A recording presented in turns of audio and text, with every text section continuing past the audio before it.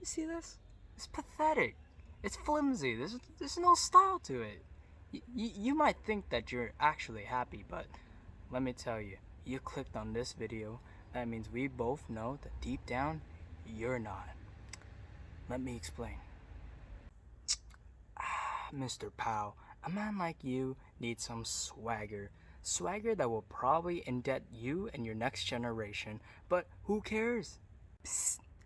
As long as you listen to my steps, you'll look more stunning than you can ever dream of. Just don't tell a family.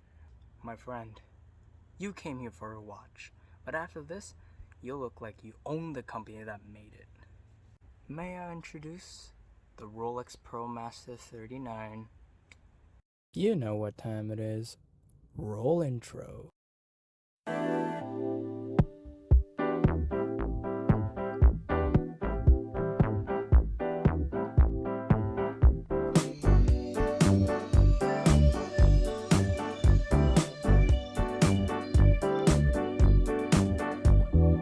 Here we are, lost and find my way, keeping my head up.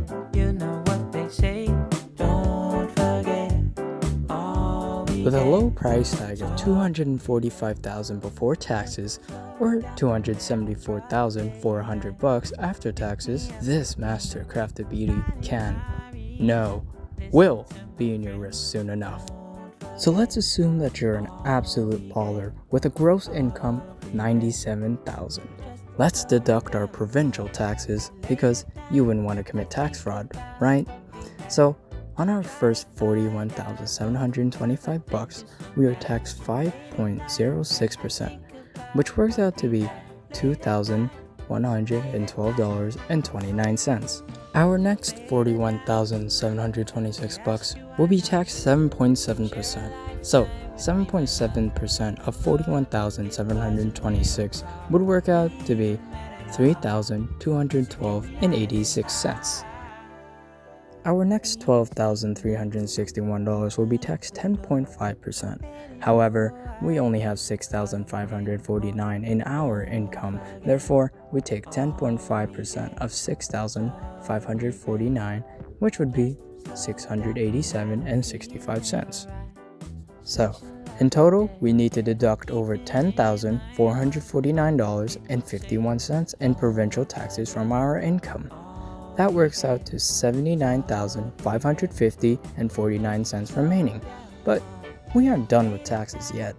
Now, we have to go into the federal taxes. Alright, now we're getting into the federal tax. We'll have to deduct our first bracket of $48,535. 15% of that will be $7,280.25. On to the second bracket. Subtract $48,535 from $97,000. We did the first already, so we are left with $48,465 of the remaining income that is taxable for a second calculation. Our second bracket would be 25% of $48,465, which would land us to $9,935.33. Let's add the federal tax income together.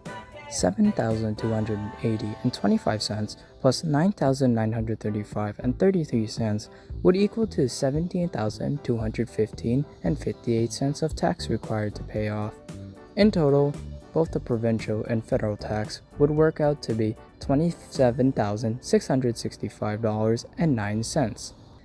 We subtract our income of $90,000 from $27,665.09 and we'll get $62,334.91 in our take-home pay.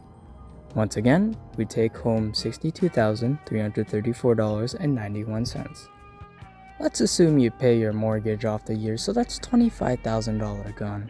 You have to pay for bills, insurance, gas, groceries, etc. You know, being a decent person and a family. So, we'll assume that takes around $9,500.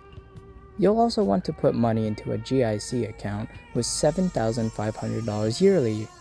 In total, all of our expenses are $42,000, which equates to $20,334.91. You now have $20,334.91 to spend with whatever you want. What do you do with it? Spend it on insanely expensive things such as the Rolex Pro Master 39. Now you think to yourself, how the hell are you gonna afford a 274,000 watch? Well, you can wait about 13 years and 6 months like a wussy. The benefit of going the long route to save up is that you can just pay it off right away on the spot. You won't have to pay anyone back with interest like the bank or something, but you, Mr. Powell, need that bling right away. So what's our second choice? So, an alternative is that you can be a real boss and put the loan down on it ASAP. So, there's a few options such as a line of credit or a loan. Let's compare them. A line of credit is more versatile if you're trying to buy a variety of things on the fly. You may do this so that you don't have to apply for a loan each time on items. You only pay interest for how much of it you use. A loan, however, is aimed towards a big goal, usually a singular one, such as a car, student loans, boats, etc. Since we aren't trying to buy anything other than a watch, we're gonna stick with a loan. Now let's say we use a generic bank as an example. We're gonna have to be in great standing with the bank, high credit and all the good stuff to even ask for a loan of $274,400. They come back if let's say an offer is 16 years of monthly payment and an interest fee of 10%. We are then presented with a choice of a variable or fixed interest rate. A variable interest rate may fluctuate, making you pay either less interest or more interest depending on economic situations. A fixed rate will always maintain its original interest rate. So let's play it safe and take a fixed interest rate of 10%. Before interest, these monthly payments work out to be $17,150 a year. With interest, the total rises to $18,865 a year. Each year, you will have to pay $18,865, which is around $1,572.08 a month.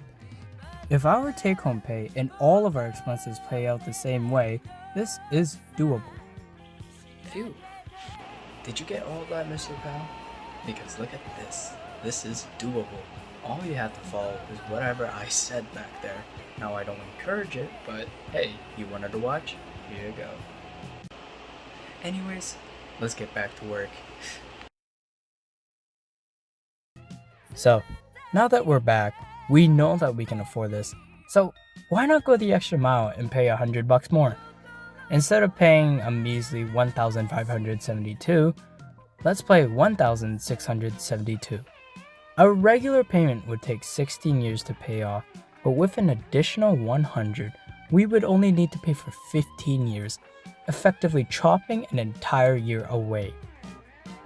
Don't forget, we didn't use all of our spending money on the loan, so that's extra money in your pockets. And at the same time, since you paid off the loan earlier, you have an entire extra year to save up to spend it on other things like a boat. But I think we'll leave it to the other genius presenters, shall we?